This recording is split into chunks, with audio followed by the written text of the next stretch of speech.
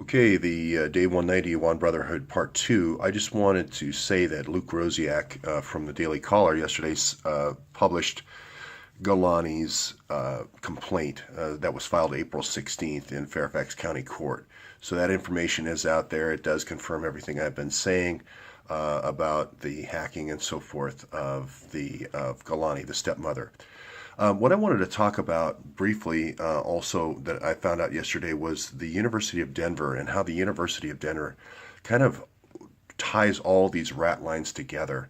The whole story, really. If you go to hear the Joseph Corbel School at the University of Denver, Joseph Corbel is the guy who was one of the key Gladio guys in the Catholic Church. They use the Catholic Church as a front to run Gladio operations. So that's the first one. Madeleine Albright in her relationship with Thachi or Tachi, however you want to say, the current leader of Kosovo, is the tie to all the organ harvesting. The tie to with Claude Destre is the tie to all the JTTF and the Prowler teams and the infiltration of police forces doing these rapes of these women.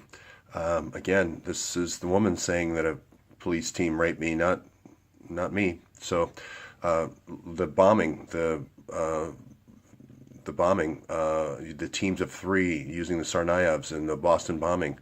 Maybe that isn't Claude Destre at the feet from the Boston bomb. Maybe it isn't, but there he is. Chris Hill, again, the whole, I don't want to say murder of Richard Holbrooke, but the early demise of Richard Holbrooke and all that. State Department chicanery is going to be tied to that. Pug Winokur with DynCorp being based in the University of Denver is going to also tie this whole thing together. Andrew McCabe with JTTF coming out of the University of Denver with being informed by all the anti-insurgency from General Petraeus. And now yesterday, yet another one. And this one goes back to the area of organ harvesting. Two of the key doctors that start transplant technology in this country, Shumway with hearts and Starzl with livers, both are funded by the CIA out of the University of Denver. And of course, the CIA being centered in Denver, headquartered now in Denver, moved over there since about 2008. This is just, it all comes from one spot right here. So we'll just keep going back to the University of Denver. I didn't want to let Claude off the hook too quickly. We are going to get back to the kill teams of three. We're not going to just stop with the Mateen, and we're not going to just stop with the kids in Fort Wayne.